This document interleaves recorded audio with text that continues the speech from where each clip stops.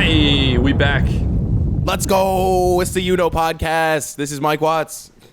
It's your boy Jay Kraft, and we are officially past professional. We are veterans podcasting. I don't think there's an official threshold for that, but I think the feeling is really what makes it possible and true. You know what I mean? I'd like to thank everybody. Okay. Especially the haters. You know what I mean? Especially Bree specific. Especially Bree specific. More importantly, our consistent 20 to 25 listeners. You the real MVPs. Okay. That's why we do it. Let's keep it going. We're going to get to 100, and then 1,000, and then 10,000, and then 100,000. And then we're about to blow the fuck up and act like we don't know nobody. You already a step ahead of me with the sunglasses on. I'm saying, you man, already out here acting wild. I'm feeling very activated today. I feel like it's been that kind of week where I just gotta get in the mode. You know what I mean? I'm in podcasting mode. I don't know shit about any of the things that are on our list today. So I'm really coming in here just shades on, shading myself from the opinions of people who may be more educated on the topics. This is good. This is a good thing. Just block out the haters. You got Shade the out Sap the haters. shirt on. This is perfect. This is the way I wanted to start the show this week. What's up, man? Let's jump right into it. We're going to jump right into it. Okay. To one of my favorite pastimes. Overhearing and listening to other people's conversations in bars and in other public areas. Right? Yeah, definitely. So, me and Madison were out getting drinks on Saturday night. Yeah, Okay. Saturday night.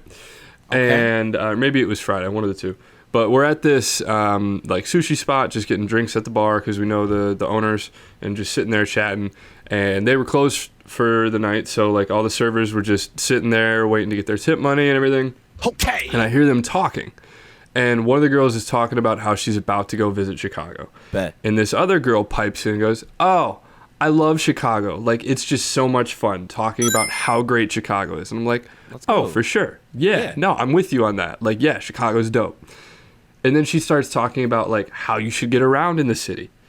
And Exactly. she's like, "Yeah, I mean Ubers are super expensive. They're really convenient, but they're going to be so expensive." And I was like, again, okay, this girl knows what she's talking about. Okay. Yeah, Is she definitely. from Chicago? I don't know. Maybe she's from Hinsdale. And then she started talking about public transit. And that's how I knew she wasn't from Chicago and wasn't even from the suburbs. Because she starts talking about public transit and she goes, "It's so weird. I've been to other major cities, and the one thing that's really weird about Chicago is they just, they don't use the subway. They just use the L in, CTA. Nobody uses the subway." And me and Madison we make eye contact. We both heard it. We both shook our heads, and then we went on with our conversation that we were having with other people. But I was like, no, you're wrong. The L in the CTA, it is the subway. Oh, we use the subway. We have one. That's funny as hell. I mean, good for her for knowing or at least hearing about the L, but not making the connection there. I wonder what she thinks the L is. The longboat. We take the longboat across the lake to get from north to south. It's big. Yeah. When you want to go from if you're Longboard. catching an 11 o'clock game in Wrigleyville, and you're trying to do the daily double, you're trying to go hit that 7 o'clock first pitch and at Comiskey or what the fuck? Yeah, first Comiskey, rate, let's stick with that. Guaranteed rate something. I don't know. Shout out Guaranteed They changed Rate. the name way too much. But if you're trying to go from north side to south side, you just hop on the ferry and you just ride across Lake Michigan.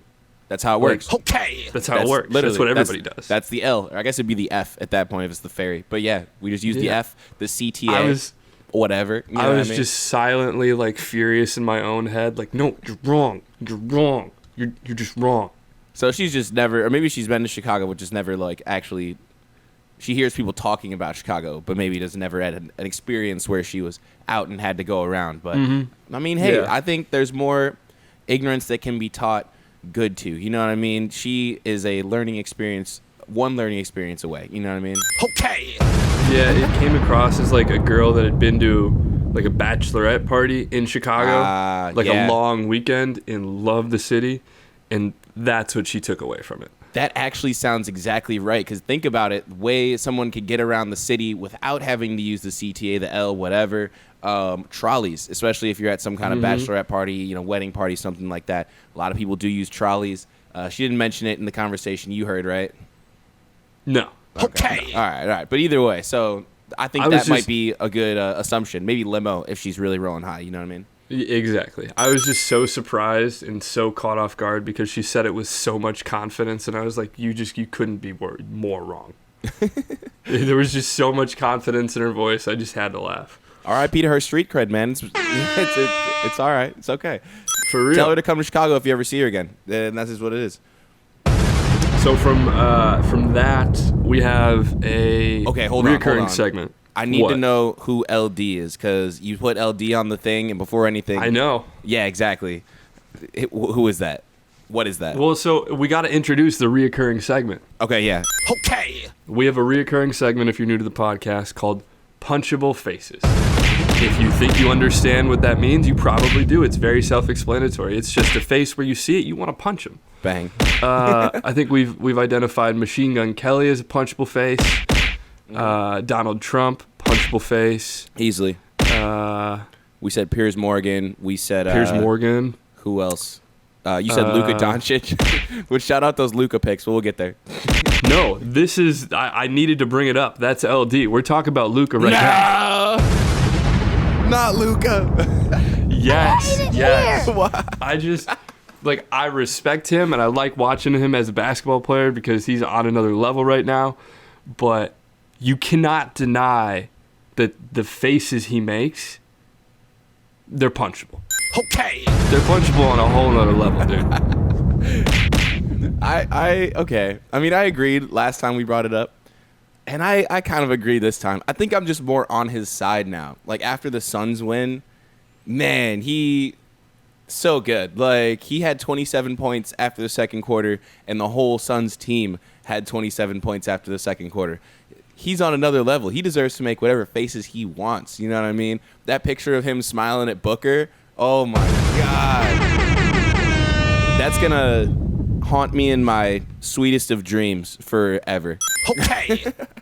Yeah, and that's where I think you get into the semantics because a punchable face it's not dictated by whether or not you deserve to make those faces because you're just dropping 40 on somebody. You can make those faces, but that doesn't change the fact that it's still a very punchable face. Okay. And that if you were making those faces at somebody and you weren't on a basketball court dropping 40 in the semifinals, you're just doing that at a bar to somebody, you probably getting hands. Yeah, but I'm also ready to give hands. If I'm giving any of those faces to anybody, it's me egging them on to try and punch me. You know what I mean? He was definitely on another level and in another zone the other day playing. So, and that's where I think those faces are coming from. I think that's a face of I know no one can touch me, and I'm gonna make sure you know that I know that. Punchable face is Luka Doncic. Man, I'm so mad that in the beginning of the segment when you were introducing it, I didn't know. I had no clue. And then I said Luka, and you were like, hold on. And I'm like, oh, no. Mm-hmm. Killing me. That's who we going on. See, this is what I mean when I say I don't have any clue about what most of the topics are today. And I'm keeping the glasses on just so my reactions stay true, stay hidden. You know what I mean? So from our most recent punchable face to NBA playoffs. The NBA playoffs. Let's get into it because we got the Eastern Conference Finals kicking off today. Boston in Miami. I believe you and I both called that. Yep. I think. Definitely did. We did not have Dallas, but we definitely had Golden State. Yeah. So we're batting 75. So, I mean, that's pretty good. I'm glad to see the Suns go. I'm not going to lie. As much as I did think that they were actually going to go to the final, because, I mean, all the videos they posted over the course of the last year, all the, little dances, the Kardashian curse comes down hard, man. D-Book cannot escape the curse. Not yet, at least. I mean, maybe next year, now that she's gone. But, okay. The AJ Titties memes were out in force at halftime. Rough, dude. Fans are the worst. Sports fans are absolutely the roughest I can only imagine. Who else? Golden State, whatever. What do you think about them versus the Mavs? I mean, you can't count out Luka in Dallas right now because he's playing on another level. Yeah. But at the same time, people were saying that about Ja coming into this series. Mm-hmm, and I feel like Dallas is a good young team. Mm-hmm. and it's going to be like what the Hawks did last year, where they make it to the Eastern Conference Finals and they're so over the moon. And then they're going to realize that, okay, there's a little bit more we need to get to make it to that next level. Because Golden State's just, they're a machine, dude. And they've got Steph, Clay, and Draymond. I mean, Andre Iguodala is still on the bench. That's leadership. You got half that team maybe that's won 3 championships. At the minimum, like a couple of the younger guys have maybe probably one from the last time KD was there. But I mean, you got 3 heavy hitters, first ballot Hall of Famers with 3 rings that have been here and done that time over time over time. Facts. I think it's going to be a fun series, but I think Golden State's got it. Yeah, I'd agree with that. I think Golden State is still going to the finals here, but after what we saw this last game with Luka and the Mavs, I don't know. I see a lot of fight in those big men on the Mavericks, too. I don't even know their names. Boban Marjanovic. Yes. I love the fight in that man. Big Irish-looking dude. Or no, Boban Bogdanovic, I think. Or no, that's Bogdanovic is in Denver. It's his last name is like Boban. Bogan or or something. I can't remember his name. And then the I know big, who you're talking about, though. big white guy with the red hair. You know him, too? Yeah, both those guys, real angry. I'm liking the fight, you know what I mean? If it's going to be those two versus Draymond, first of all, I don't like the optics of that. It looks like a hate crime. But second of all, I think they're going to win, you know what I mean? Besides that, on the East, what are you thinking? I think this goes 7. Really? And I think it's Miami.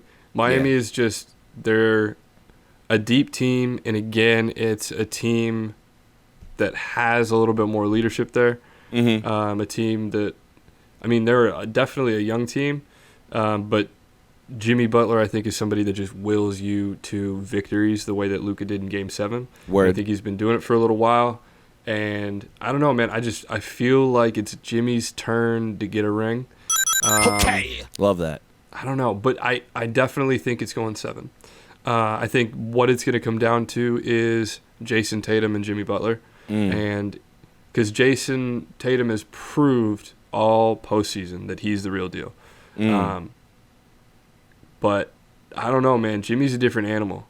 Jimmy just, he's got some dog in him, and he's got that come and get some attitude. And we're going to see if Jason's got that too.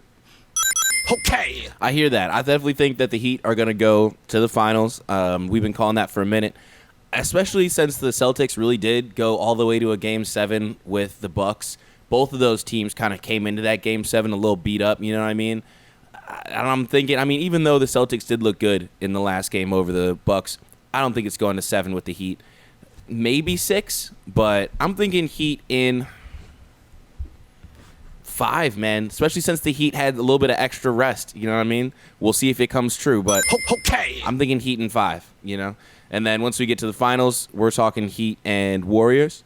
And, we got to make a prediction every week here. What do you think? Finals. I think you got the Heat. I don't know, man. Miami's team is so deep. Like, before Game 6, Duncan Robinson, I don't think, had played at all in the postseason. And he was a huge piece of their team in the bubble making that run. So, he hasn't really even played. It's been a lot of their starters, just from what I recall, and kind of looking at box scores, putting up numbers. And it's been Jimmy just doing it. Tyler Hero had a good game. But I think Miami's team is just, it's too deep. All right. And the man is spoken. I'm exactly there as well. I think Miami's going to win. What's up? Have you been following the NHL playoffs at all? So I'm just looking at a bracket now. You know what I mean? This is falling under the me not knowing shit about what's going on. I definitely love watching hockey. Typically, I do watch the playoffs. Like, I like watching regular season too, even because I just love hockey. But I have not paid attention at all this year. Honestly, when the Blackhawks are completely uncompetitive, I don't care. You know what I mean? It is what it is. Let's see, though. So we got 8 teams still left here. So Yes, sir. Avalanche, Florida Panthers, Wagon, Lightning, Blues, Flames, Calgary, the Hurricanes, Carolina. That's Hurricanes, right? The Canes, New York Rangers. Let's go. And then fucking The Oilers. That's it. So 8 teams left. Do you have any favorites? I hate half of these teams. The Blues, the Thunder can go fuck themselves. The Rangers are all right, but now they can go fuck themselves. And yeah, so that's half the teams already almost. What do you got? I hate Florida because they shouldn't have a hockey team. They don't have ice.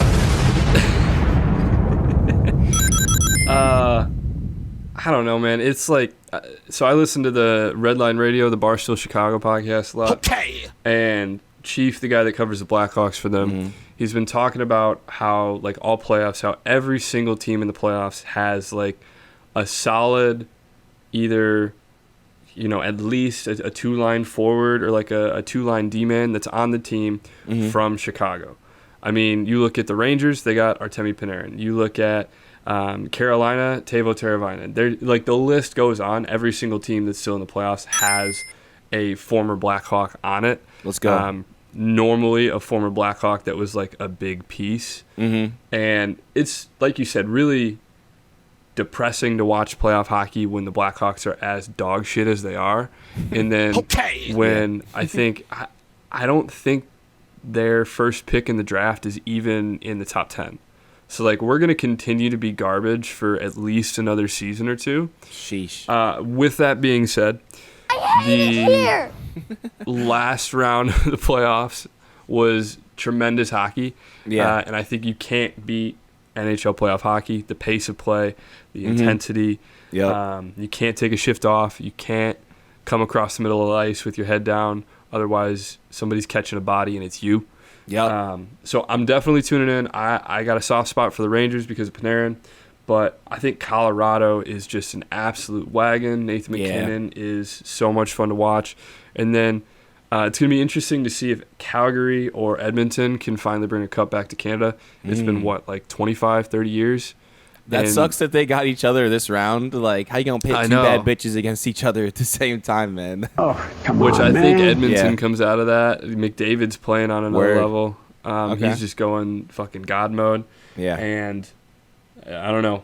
It's going to be fun to see, though. I want, for Canada's sake, because, I mean, they're so nice, you know? I want them to have something nice happen to them because 60% of their life is just snow and tundra. Exactly You know, why that's I gotta know that wear on Florida people. can't win. You know what I mean? Exactly why I know Florida can't win. That's the only thing. That's a good point. No ice. No ice, no prize. But in general, I definitely fuck with Colorado. I don't know why. Like, maybe 10 years ago, I forgot the Avalanche were a team. I thought they were dissolved and turned into something else. So it's good to see them back. They were so bad. I know. They were, before they got Nathan McKinnon and before, what's his face? Sakic. Joe Sakic, I think, is the GM of Hockey Ops. Word. And before he came in, they were just a dumpster fire, and he's turned the entire program around. It's not the NCAA. The entire team around. Organization. Word. Organization. The org. Yeah, that's real. But I think Colorado's got a really good shot this year. And I don't know. We'll see what happens. But I definitely the NHL playoffs are tough. I definitely might start paying attention to the Colorado versus St. Louis games there because I do hate St. Louis with a burning passion. And then Florida versus Tampa Bay. Florida versus Florida. What the fuck is this? I hate that. Yeah, they can both go fuck themselves. More of that. You like the Rangers because of Breadman? I mean, I respect that. That's pretty much it. I mean, Carolina's a fun team to root for just because. Who's on Carolina? Yeah. You've got Teuvo Teravainen is the guy that I watch and follow. I want to say one of the Stahl brothers is still on Carolina. They've got a decent team, but their home games are wild to watch because they don't really have good sports teams in Carolina. I mean, you got the Panthers, you got the Charlotte Hornets. Before this, Carolina was just dog shit in hockey. Yeah. So, I mean, anytime you get a city like that where they got absolutely nothing going for them sports-wise, you got to get behind that. Okay. I hear that. All right, so from the playoffs here to the preseason, what are we talking with this Bears schedule for this year? I'm, first of all, loving the Justin Fields everything. You know what I mean? Just an amazing kid so far. What are you thinking here with the schedule? So, two things. One, what you said, loving everything coming out of camp about Justin Fields. Let's go, baby. All just glowing reviews from all of the rookies coming in, from new free agents, from Eberflus, from the GM. Everything about his work ethic and his ball skills and his ability to read defenses. So super high on Justin Fields, which is great. Let's go. One thing we didn't really talk about, we didn't really cover the Bears draft picks after the draft. And I want to touch on that for a second because I have fallen in love with the highlight tape for our new safety, Brisker out of Penn State. He reminds me of like the Earl Thomas and Richard Sherman Legion of Boom defense in Seattle, where you just had safeties coming out of nowhere, lighting people up over the middle of the field, breaking up every pass. Yeah, and I think he's going to pair really, really well with Eddie Jackson because Eddie Jackson's more of a cover safety, really good ball skills. And I think Brisker is going to be able to come up to the line, make some more plays in the run game, and complement Eddie Jackson really well. So super high on him. But hell yeah.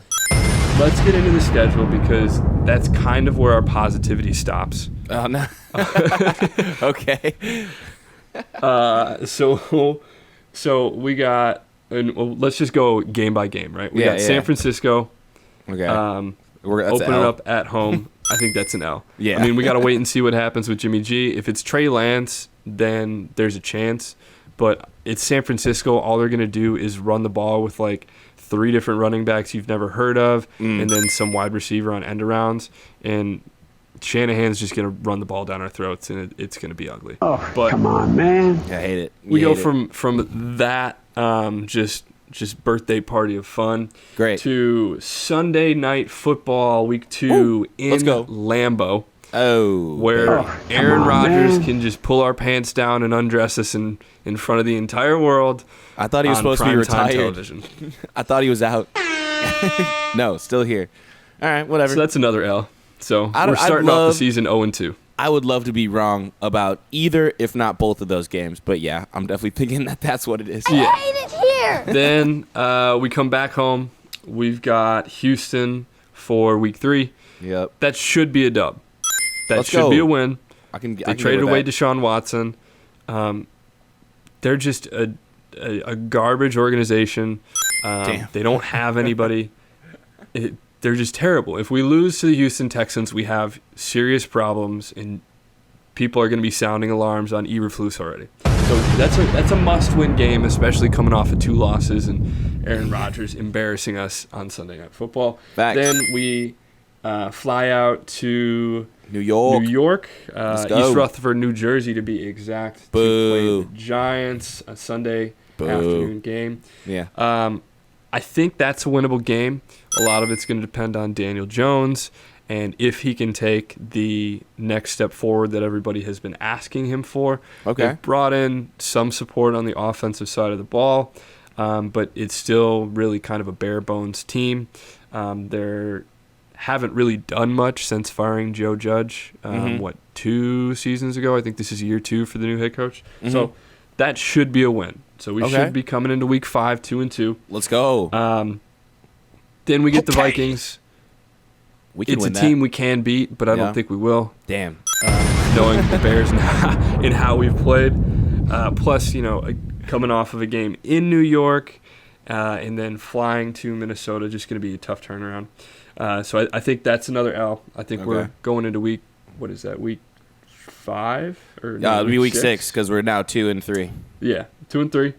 Thursday, Washington Commanders. What a terrible name. At Soldier Field. Let's go at home. They should have stuck with the Washington football team. I like that. I like that was on the table for as long as it was, but they really should have stuck with the football team. It's funny as fuck. That was such a... Oh, no. All right, anyone who's got that Washington football team merch has like some shit that's going to be worth a lot in 60 years. But so we got them Thursday night, luckily at home, so we kind of catch a break there. You think we're going to win that? It's a winnable game. All right. I think it's a winnable game. We'll see what happens with Washington. I haven't followed them very much. I don't think Ryan Fitzpatrick. I don't Yeah. think he's coming back. I'm not sure who's going to be at quarterback for them, because it was Taylor Heineke, and then somebody else. Oh, they got who'd they get?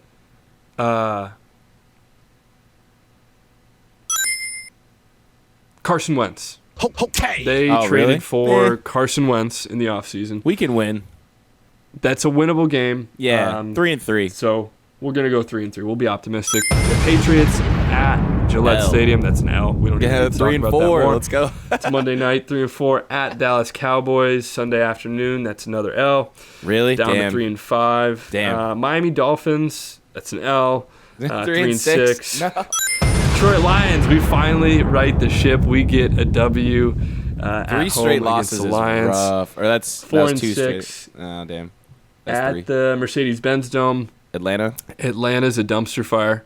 Calvin Ridley out for the season. They still have Matt Ryan, but Matt Ryan doesn't have anybody to throw the ball to, and they don't have a running back. I think their running back last year was Cordell Patterson. I love it here.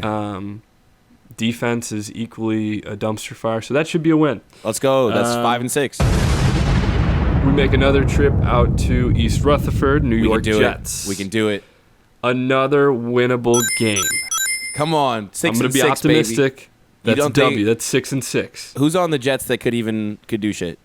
They got good players? What's his face? Number 2, Zach from BYU. Not Zach Smith. It's why can't I remember his name? Oh well. He's decent. Yeah. The Jets are a team where if you were going to label the Jets as a team, they're a team that's building something. They have momentum, but they're Build not it there up. yet. Let's go. Which Dub. you could talk about the Bears maybe being at that level, or you could argue a step below that level. 6-6, baby. Then we have Green Bay at home, where I'm assuming Aaron Rodgers undresses us and spanks us again. I Bye week, own you. Late in the season.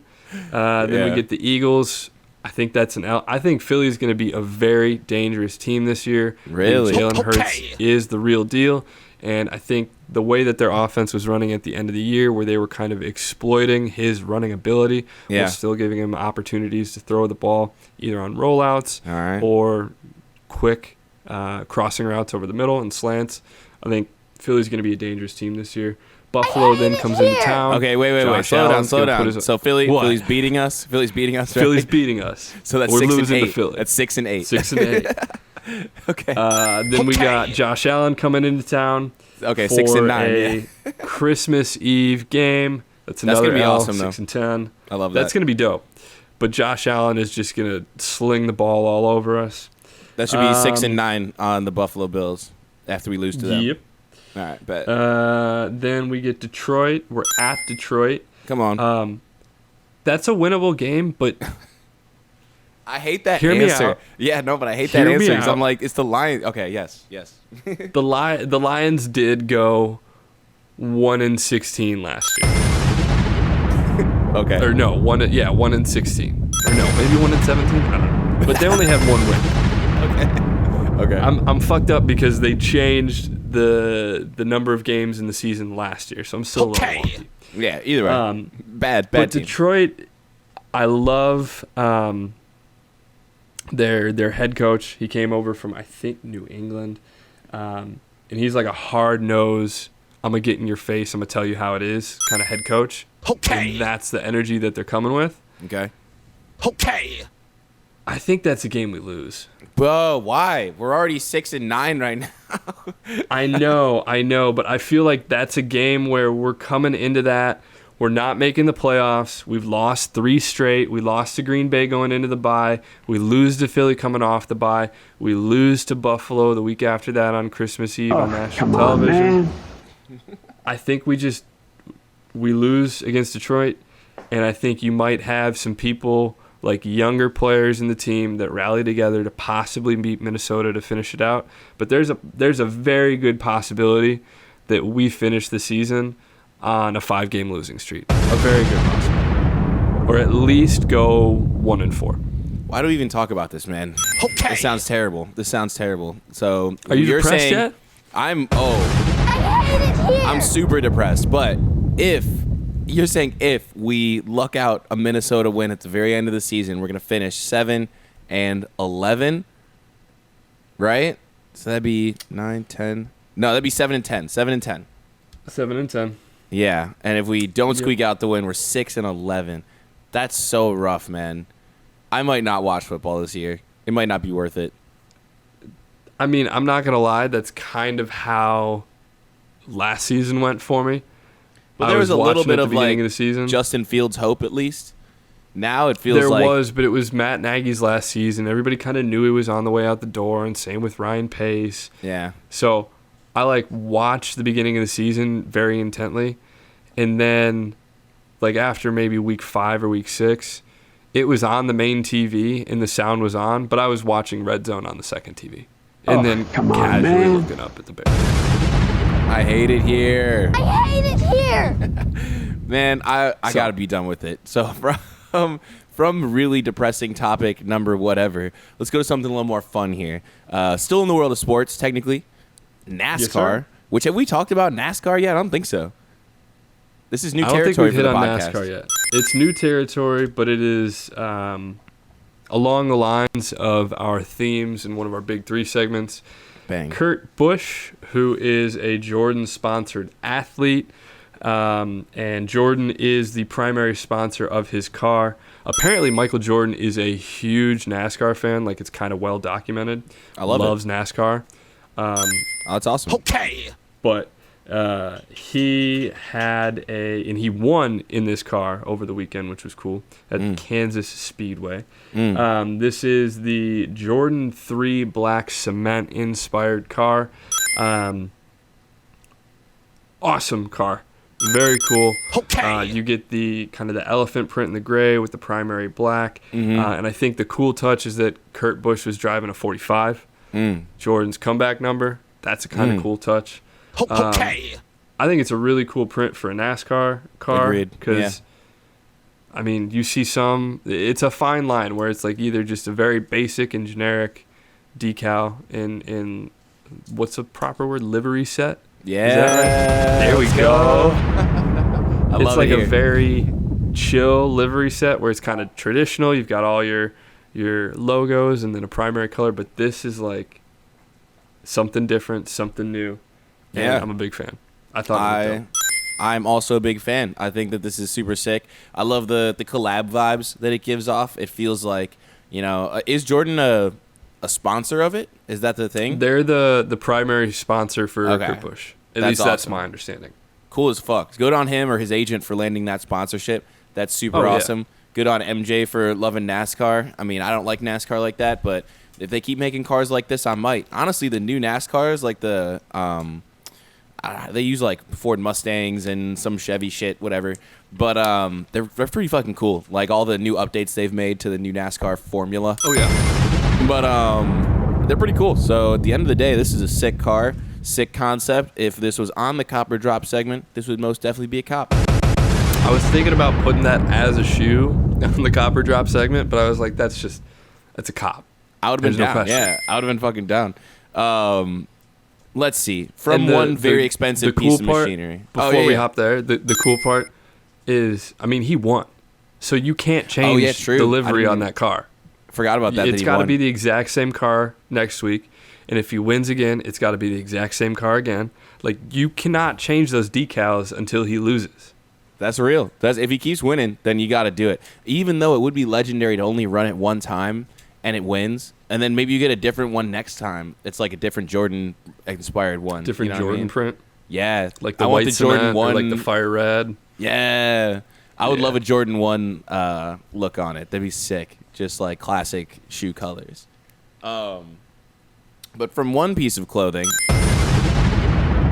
that was not really a piece of clothing, it was a car, to another piece of clothing that is a diaper that just doesn't exist. Take it away, Justin. Yeah, I saw this on Twitter. Yeah. And Gwyneth Paltrow was love Gwyneth. trending on Twitter Yeah. for this like PR stunt.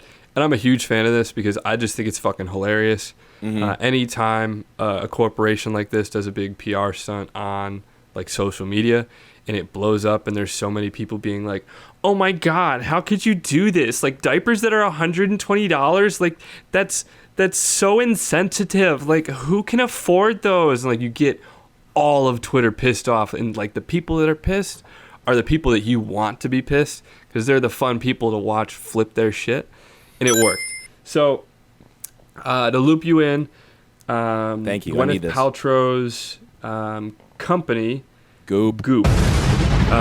is raising money for Baby to Baby, a non-profit diaper bank and child services organization. So it seems like a very good cause. And they wanted to bring attention to the fact that diapers in many states, I think maybe across the entire country, are not labeled as a essential good.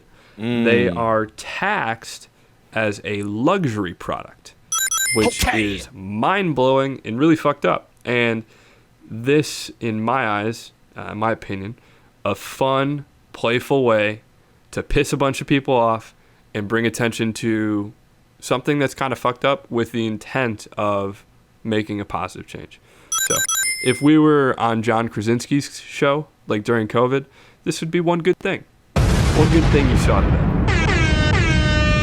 I love that. I feel like I needed a more wholesome sound effect than the bomb for that one, but still, like, that's cool. Yeah, I definitely agree. So talking about diapers being not a luxury good and stuff like that, there are a lot of places in the world that still use cloth diapers and things like that, and I know that they're a lot more environmentally friendly to use cloth diapers. I'm just saying that. Never had a kid, but that aside, I definitely agree, especially for lower income people, it's a lot easier to get, papered, whatever they're made out of, diapers than it is to get, a cloth diaper that you have to clean shit off of, 3 times a day. But shout out Goop. Big shout out Gwyneth Paltrow. Always bringing the weirdness with the products. And I think that this is the perfect company to put forward this joke too, or this publicity stunt, because she's known for her just outlandish shit that she sells to people.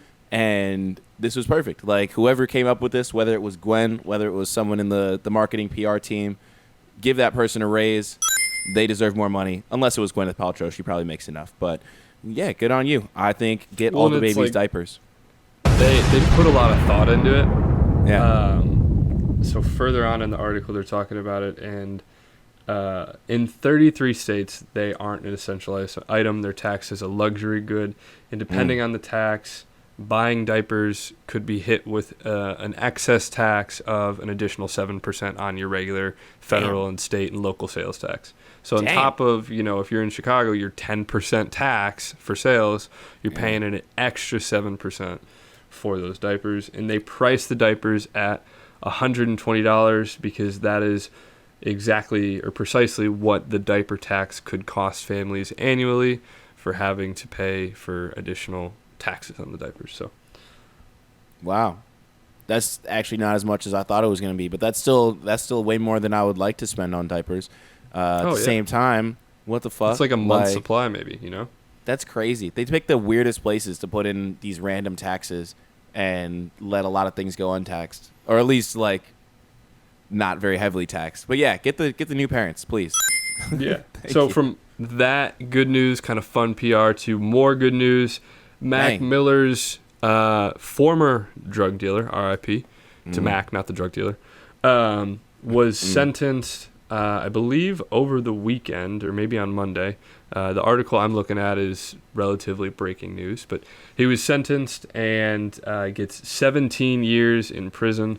Stephen Andrew Walter, 49, was one of 3 men charged in Mac Miller's death in the Studio City section of Los Angeles. I guess he supplied oxycodone pills laced with fentanyl that led to Mac Miller's death and was sentenced Monday to more than 17 years in prison. Yeah. I mean, that's pretty much it. The headline is the news, and looks like the criminal justice system worked for once. Bittersweet, man. Bittersweet. It's good to see someone that was dealing really shitty drugs that killed people off the streets. It sucks that people are still going to jail for drug offenses.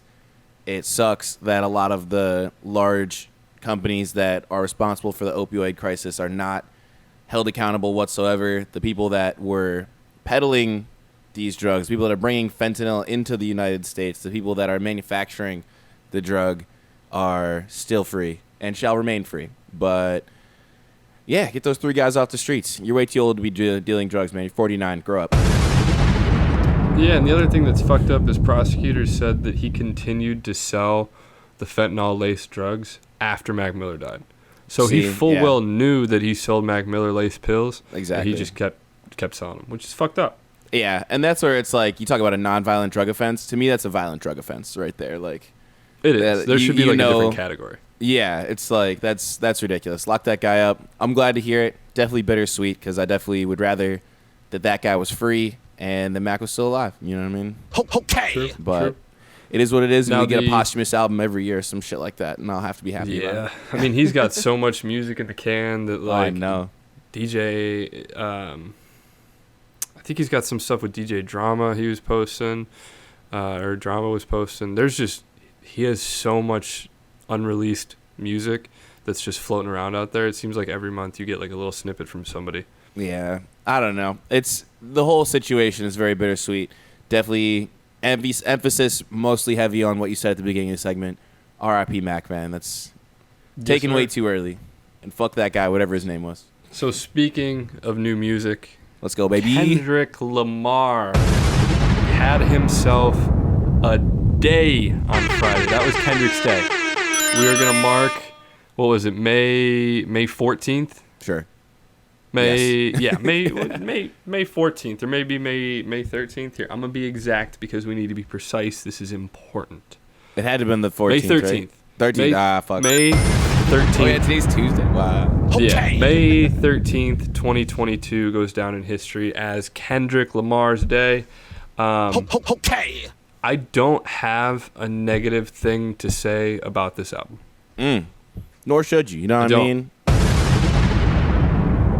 It's Kendrick, man. What are we going to do? Are we going to sit here and be like, oh, we expected anything less than an awesome album? It's a great album. I think the more interesting parts of it are, well, first of all, shout out all the topics that he touched on the album. I do think he did go to new places as it comes to what he was actually talking about in his music, and I respect that a lot. You know what I mean? Yeah, like just the opening line coming into the album, it's been 1,855 days. I've been going through some shit. Yeah. Like, yeah. Be scared. I'm like, I got chills when I heard that the first time. I was like, oh, fuck. What are we getting ourselves into? Love that. You know what I mean? So definitely shout out to him for all the topics that he covered. Shout out to, him, this being his last TDE album, and there being obviously a lot of ruffling of feathers going on behind the scenes as it comes to TDE. Things like that, and his separation from them, his move over to PG Lang with Baby Keem. Shout out leaks from old Kendrick reference tracks of Baby Keem songs coming out, and the rumors spinning that Kendrick has written every single Baby Keem song. Shout out Kendrick coming on a live stream on his own YouTube channel days after, like a day, I think it was after the album came out, where he was saying he thinks this is his worst album so far. You know what I mean? That's a wild statement. I hadn't heard wild. that. Yeah, and now I might as well take the glasses off. I know a little something now. But yeah, he was saying that he, as it comes to his discography, thinks that this is the worst one that's been out so far. I love the album. I love the difference in the beats. He goes across the board.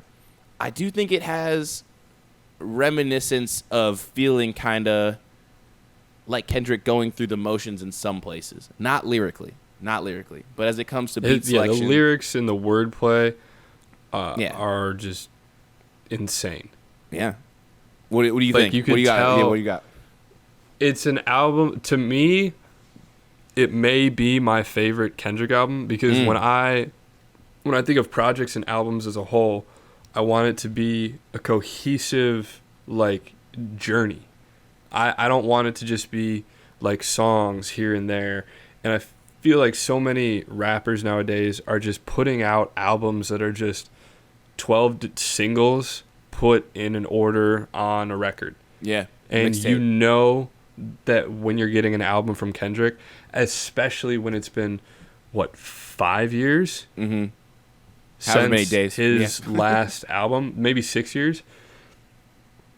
It's gonna be like phenomenal. And the thing that's crazy for me is that when he announced this album, the bar is at the ceiling for the expectations of this album. Oh yeah. And I think across the board, there's always critics. I saw some people out there bitching about how he put Kodak on, and they were pissed off because of Kodak's the sexual assault case from 2016. And they're like, well, how are you doing that? And like, that's bullshit. You're perpetuating sexual assault victims and this, that, and the other. And I just think from a musical perspective, unbelievable project.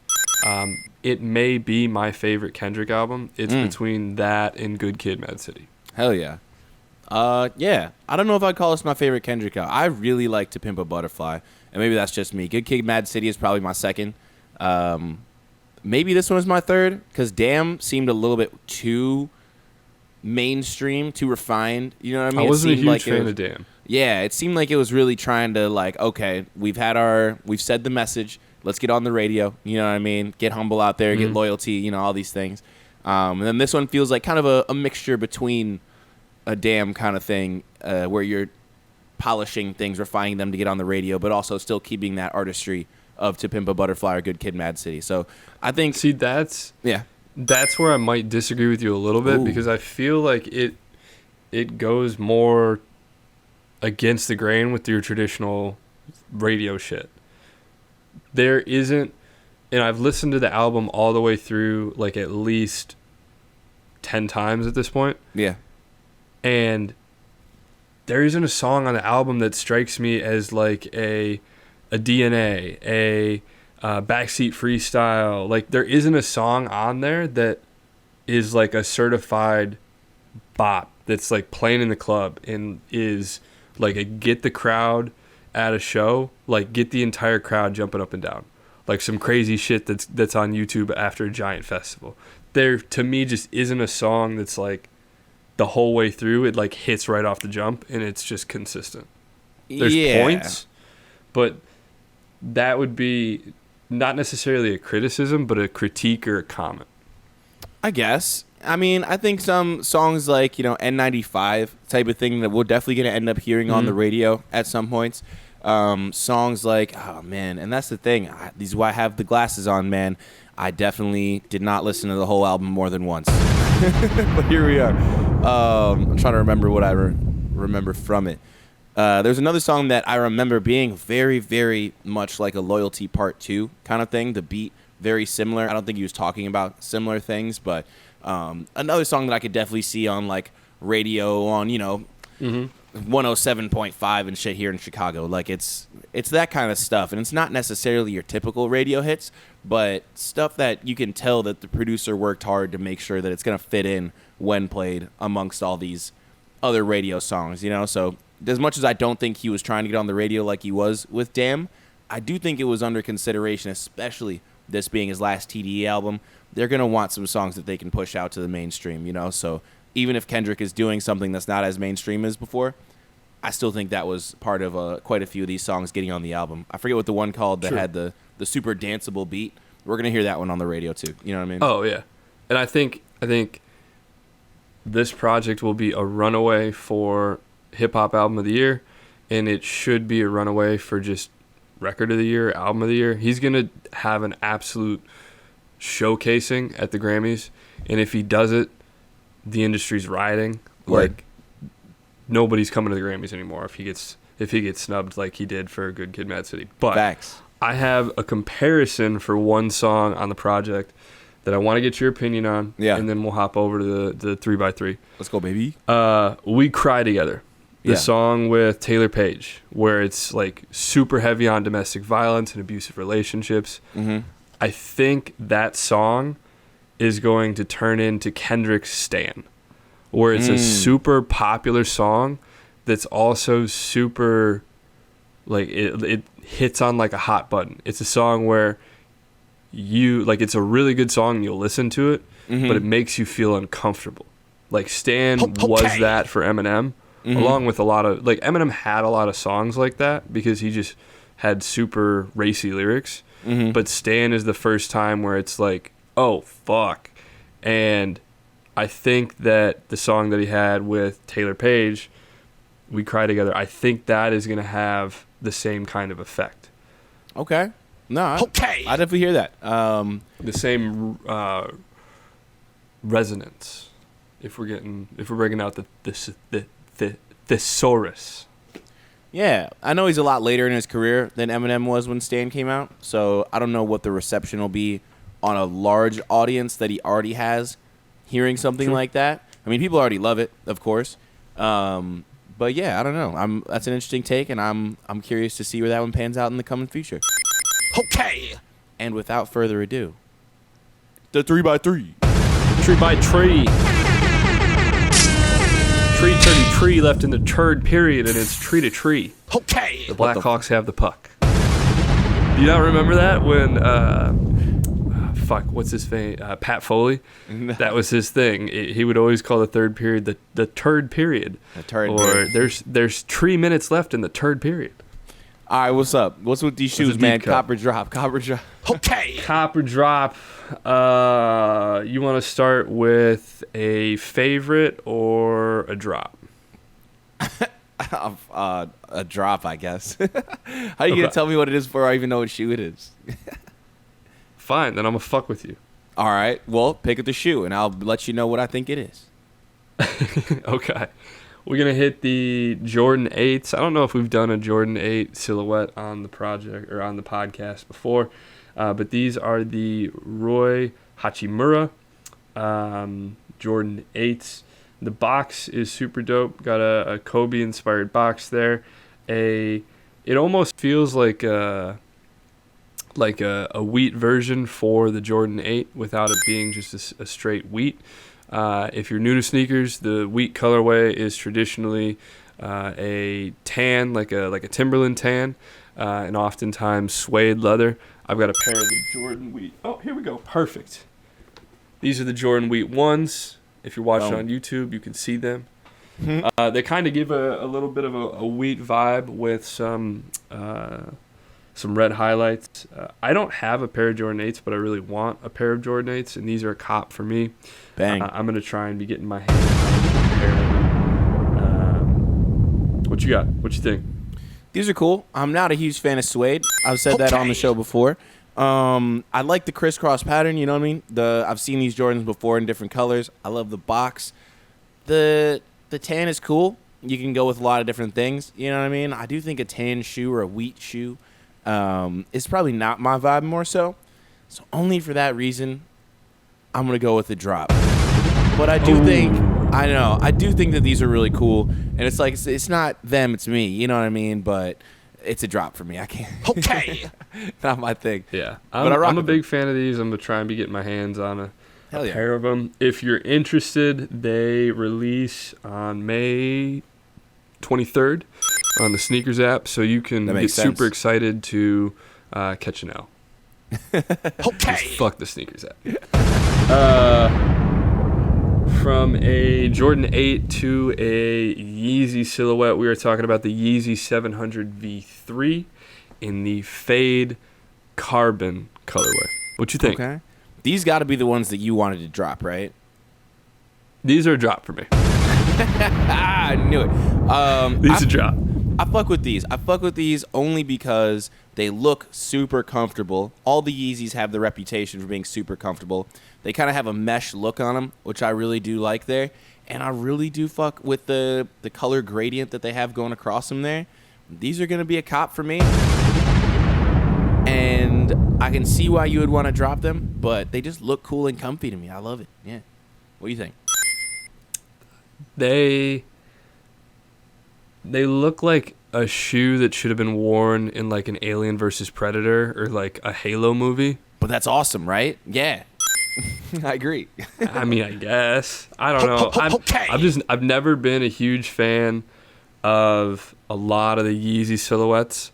Like I love the 350 boosts. I love those shoes. The 450s I could get down with if it's a colorway I like. But these, for some reason, I just, like, not a fan. The foam runners, apparently, they're supposed to be more comfortable than Crocs, which is cool. Because everybody loves a comfortable shoe. But I don't know how you can wear a foam runner and look at yourself seriously. And, like, take yourself seriously. Yeah, and I mean, we could talk about Yeezy shoes in general, but just talking about these ones, I do wish that they had made all that kind of tan part at the bottom. You know, that Yeezy earth tone shit? I wish they had just made that black here. I wish the part that's clearly like rubberized or whatever that comes up over the heel, that they still have that kind of pink tint on. I wish that they just made the same color as the rest of the sole there on the side. But, you know, overall, the comfort is what's killing me, and I don't think anyone's really wearing Yeezy shoes for the look per se. They're wearing it because they're Yeezys, and they're wearing them because they're comfortable as fuck. And that's what I see here. These are a cop for me. With a whole lot of emphasis on reason one. Everybody wants a pair of Yeezys because they're a pair of Yeezys. They don't You don't really care what they look like. They're just Yeezys, and you want a pair. Exactly. That's how I feel. Fuck it. So from one comfy ass shoe to another comfy ass shoe, the New Balance 9060 is getting a facelift with courtesy of JoeFreshGoods, and this is the penny cookie pink colorway. JoeFreshGoods is a Chicago legend. He just had a Chicago.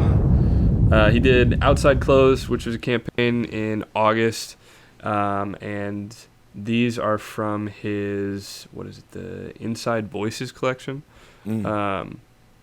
These are a cop for me. I'm normally not a huge fan of New Balance shoes.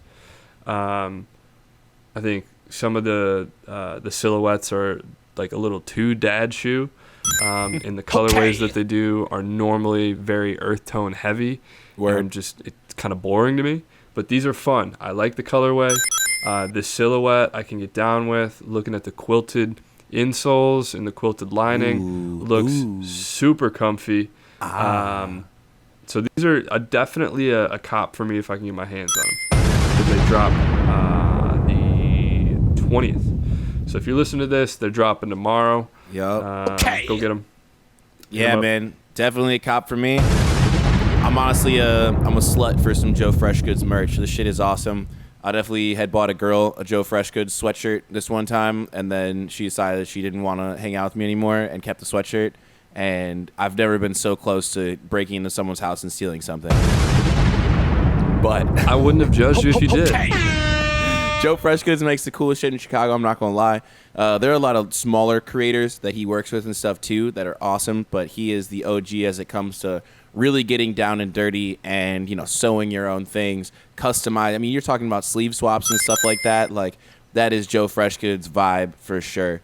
And it just led him to having collaborations with, you know, Nike, with Adidas, with fucking New Balance now. And you got to love it, man, with New Era. Like, this guy is a legend. Anything he makes is legendary because his taste is so fire, which leads these shoes to also. And he does a lot for the streets, too. He's very philanthropic. I think that's how you pronounce that word. That's exactly how you pronounce that word.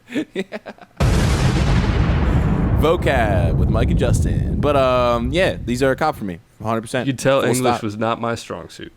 Or your first language. What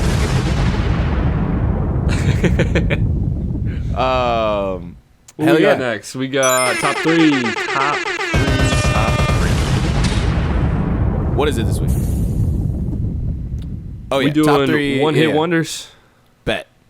Let me go first, man. I actually had put some thought into this before the whole thing. So one-hit wonders. And we had just kind of talked about this before we actually hopped on the air here, is that it's tough to call someone a one-hit wonder within a certain time period. You know what I mean? I was saying about 5 years. Like, if someone released a song 5 years ago, like Kendrick, if this last Kendrick album was his first one, and then now we just listened to Mr. Morale, his second album in this scenario here, then we wouldn't have been able to call him a one-hit wonder, really, in my book, even though it had been 6 years.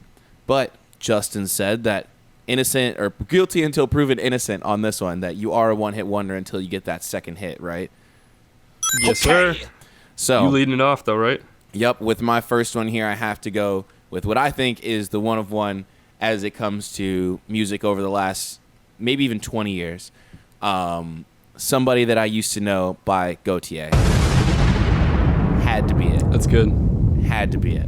That's a good one. That's it. I can't argue with it. I have no rebuttal. I agree. That's a warranted and a valid 1-1. I am going to go with a female artist. Ooh, an love artist that I have actually seen perform live before. Wasn't very good. Was the first opening act for Mac Miller on like a radio show way back when. Okay, yeah. We go on with my girl Krayshawn and her song Gucci Gucci. Yo, Krayshawn makes bangers. How could you call her a one-hit wonder? She ain't made a banger since she released that song. Man, that was a live-ass show, though. That shit was blew dope. her up. I was just she talking had no about the Raven Milwaukee business the other opening day. up for Mac Miller. I no agree. business. I don't know, man. At the time, they were a lot more comparable than like they are now. Like looking back, of course, she had no business doing that now. But like back then, Gucci Gucci was up there, man. That's a fucking banger. I'm mad I didn't think of that. That's a good one. I almost might put that over Gautier, but like that's in my personal book. You know what I mean? Oh yeah, and it makes it better because we've seen her live. Yeah, exactly. So number 2 for me here, Yolanda Be Cool. Do you remember that name at all? And D Cup? Yolanda Be Cool and D Cup? The name I know is that the Dot Americano. Yes. Papa Americano. Yeah, that's that song popped off in a lot of thanks. I think is owed to Jersey Shore. Yo, yeah, 100% ode to Jersey Shore. Like, I think they actually made a couple one-hit wonders off of that show. But I was actually thinking, because after I was doing the research, you know, for this this segment here, I was thinking I'm gonna start playing this in my DJ sets, man. Like, this has got to be one that people are nostalgic about now. Yeah. It's either people are either gonna go crazy for it, or they're gonna be like, "Man, what the fuck is this?" Kill And the they're gonna dance leave. floor. Yeah. Oh, what you got? Number 2. All right, number 2. I have 2, and I have one that I think will be on your radar. Yeah. And I have another that I don't think is gonna be on your radar. Okay. So I'm gonna take the one that is just to be safe. Okay. I'm going with my boy Dro, and we go on Ice Cream Paint Job. Oh. That song was a banger. And I looked at his his discography on Apple Music. Yeah. And I don't recognize a single song on there other than Ice Cream Paint Job. Bro, and I'm not top gonna of lie. that, Yeah. Ice Cream Paint Job is in his top 10 3 different times. That I think that's one of the reasons that you know that shit is a one-hit wonder. Like, if 3 of your top 10 songs are the same song, like... He had the single version, he had the album version, and then he had a remix of it. And all 3 of those were in his top 10. I was like, and they were might all be within the top 5, possibly. But I was like, all right, this is a runaway one. That's funny. That's interesting. I mean, I do also like a lot of the Dero music songs. You know what I mean? I got in trouble for singing a version of it. It's like all I want for Christmas is 100 bitches with a, and that shit banger. Like Christmas song for the ages. But yeah, that's definitely a one hit wonder there. Okay, my last one here. I have 2. Maybe I'll just save one for You got to save one for the honorable mention. Yeah, so I have to go with one that is definitely in the top 3. All Gold Everything by Trinidad James. Absolute banger. Never came out with anything even close to it. I've heard a bunch of cool Trinidad James features since then, but still nothing that got even close to All Gold Everything. Gold all in my watch. Come on, baby. Okay. Don't believe me, just watch. Don't believe me, just watch. Yeah, exactly. So good. I What got you another got? one that is on the level of somebody you used to know. And Really? Gucci Gucci. Okay. The Flowbots Handlebars. That's a deep memory. I don't know why that's repressed. Shout I out ride my bike. to Wait, no handlebar. Eli for that one. My buddy Eli Cost. He actually saw them in St. Louis like Word. maybe 2 weeks ago at like some dive bar for like a $5 or $10 ticket. Flowbots are still touring. Yeah, man. We love to see it. That's awesome. Boys are back. The boys are buzzing. Buzzing. Okay. Something like that. Hell yeah. I'd love to see Phobot's still around. I think that's amazing. That song is crazy. Like, that was very middle school, right? Around that era. Oh, yeah. Wow. My honorable mention that I had was Replay by Ayaz. Shawty, I got money in my head. Yeah. I don't know That's why a that good came one. to mind when I thought of one-hit wonders, but yeah. The other one that was on my radar, but I don't think she's necessarily a one-hit wonder. This is one where it's like kind of tough. But Paper Planes, MIA. I think that would Like- be considered a one-hit wonder technically. I was thinking about this. Like, I'm really biased towards the people that I like other songs by. You know what I mean? Like, I know Because a I lot like of some MIA of her songs. other songs. Yeah. And she was on, what song was she on for T.I.'s Paper Trails? She was on Live Your one Life. of the songs. No, that was Rihanna. Yeah, yeah. No. She was on Swagger a song like on that us. album. No one yeah. on the corner has And that swagger song like- popped off. And she had like a 3 to 5 year span where she was a really good feature artist. Yeah. And she was well known for that song. Yeah. And like a couple others. But yeah. I think Her it's career, she has a good career. You know what I mean? I don't think I would call her a one-hit wonder, even though I do think she fits the criteria. You know what I mean? 100%. That's, I think the criteria is there. Yeah. But I think you can make a strong argument against it. Fuck yeah. And with that, we come to...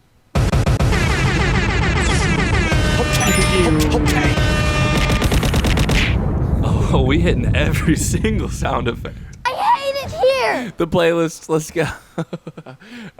So since I went first before, what do you have on the playlist?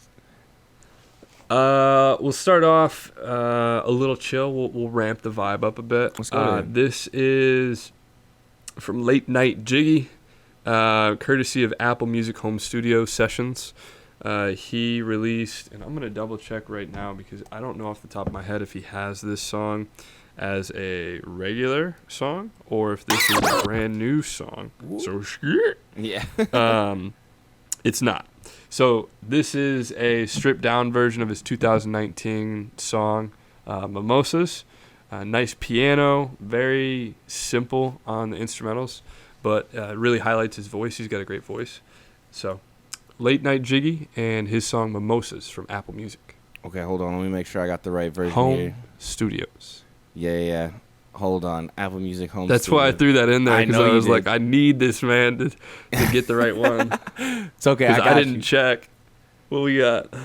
All right. Wait. So is it on YouTube? I'm just going to go to Apple Music like an idiot. Here we go.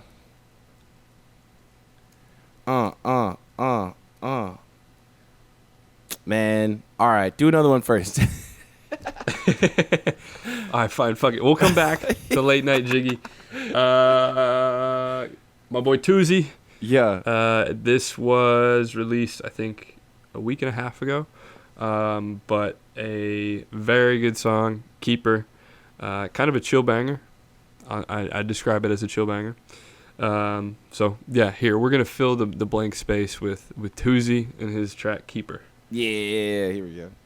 Beside me, yeah. My baby shit don't like nobody. Yeah. I gotta keep her right beside me. Yeah. Okay. No, I'll fuck with that. Very smooth. You know what I mean? You gotta love a smooth song. I like his voice. I feel like he's got an interesting voice. I hear that. Where's he from? Is he from Canada? I could definitely see him being a Canadian. Oh no, he's from New York, but he's like, I think Drake put him on. Word. Yeah. Okay. Okay, let's see. So then I'm going to go first. Let's see. I'm going to go with something a little bit more heavy here. So a band that I had actually just heard about, POORSTACY. They sound very like 90s kind of rock, grunge, punk era. I didn't know a POORSTACY, but I got put on to them. So this is the beginning of the song, Don't Look at Me. If it plays.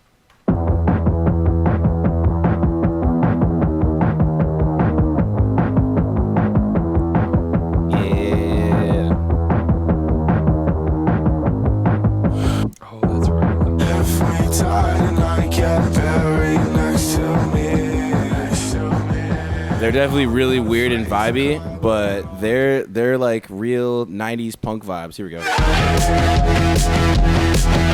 Yeah, that's enough of that. But you get the idea. They're big with Ian Dior. They've got like 3 or 4 songs with him. Okay. All right, I fuck with Poor Stacy. They're like a hit or miss, where it's either super like emo and weird and emotional, or it slaps. Man, I mean, I heard they're coming to Chicago soon, so I'm actually trying to see if I can, That would be a fun show. Yeah. That would be like a Junebug face paint show. Yeah, hell yeah. That's what I need. And I think Junebug was trying to go to that too, so maybe we'll see what's up there. I do have your original first song up here. If you want to reintroduce it, I'm ready. Let's get to Late Night Jiggy. Mimosas, Apple Music Home Studio Edition. Explain, she fuck with the mimosas. Mi linda princesa preciosa. Ella una diosa, big up the DJ, cause he playing jig. Don't really wanna behave, she just wanna live. Just wanna live, she best life with no worry. It's a stripped down version of the 2019 song. Wow, that's wild. And the drums kick later in the song, but it's like a chill Sunday song to just sit out on the porch and have a mimosa. Hell yeah. Interesting. I'm with that. Very, very stripped down, very vibey. I got to listen to the original song, which is what I had actually brought into the DJ software. So I'll do that on my own time. My second song of the night, we're actually finally just getting to friend of the podcast, LaSalle Grandeur. He had released a song, Down Bad. It's probably been about 2 weeks now since it's been out, maybe a little more. But I think so, yeah. Yeah, we're going to go straight for it. This is Down Bad by LaSalle Grandeur. Make sure you go check out my boy. She's sad right now, down bad right now. Look around the room, she got no friends right now. No man right now, in the field right now. Saw her all alone, she can't trust right now. Yeah, vibes, absolute vibes. I wish he had made it like they sad, down bad, or whatever. That way I could relate a little more. Because why is she sad, down bad? Because sometimes I'm feeling a little sad and down bad. You know what I mean? Okay. It is what it is. Boys get sad too. LaSalle had a whole album called Tears and doesn't believe that boys can get sad. What a bitch. What you got next? Dude, I love when we have friends of the program that are featured in the playlist section, because I know we can play a long-ass portion of the song and we're not getting fucking stripped off YouTube. Exactly. I wanted to like bring in some of the Kendrick stuff, but I was like, it's not even worth it. Like, yeah, that's why I left that off. I was like, we're going to have a full segment talking about Kendrick. I don't even need to risk that getting pulled. Exactly. I know 2 seconds of it, we're getting pulled. Yeah, exactly. What you want, boy? Next up, new music from KC Lights. Little house vibe, little club vibe. But it's a fun summer song. So this is Daydreamer. Hell yeah. Let me skip ahead a little bit in the song. I'll make sure we can get to something vibey. A little upbeat. Summertime calling, I'm a daydreamer. Sipping on water. Okay. Too close to the speaker. It's like a pool bar in Vegas type song. Yeah, I fuck with that vibe, especially this time of year. Like when I see those videos of, Martin Garrix, David Guetta, Diplo doing their little poolside sets, I'm like, yeah, this is lit. You know what I mean? Fun. Like that's what I want out of the shit. Here we go. And my last song, I had to, because I didn't realize that they had secretly come back, touch on MCR, My Chemical Romance, dropping a new song, The Foundations of Decay. Yeah, I'm not going to lie, it's not one of my favorite songs. It feels kind of like some rock radio pandering to where, there's just so much refinement. It's so mature compared to their old shit. I'm like, yeah, like as cool as this is, I'm probably going to miss it after this week. But you got to give credit where credit is due. This is My Chemical Romance back for the first time in years with The Foundations of Decay.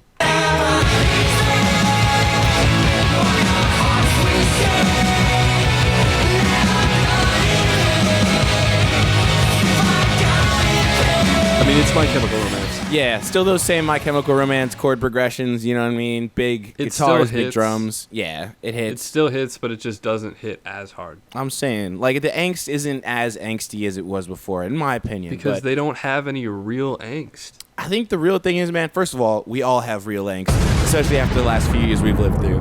But besides that, I'm more excited for the album that they surely have on the way. You know what I mean? I think this might just be a teaser to show what's up. And a lot of times when they're doing teasers and things like that, it's not usually the best song or the most vibey song. Sometimes it's something just to get you reacclimated. You know what I mean? So Just this to is a remind song you that they're still an actual band. Exactly. This is a song for the future. You know what I mean? This is a song for what it represents. You know what I mean? My Chemical Romance, baby. Yeah, I'm going to hop off of the pod and I'm going to go listen to Black Parade. Just Yes. repeat. Yes. Ding, ding, ding, ding.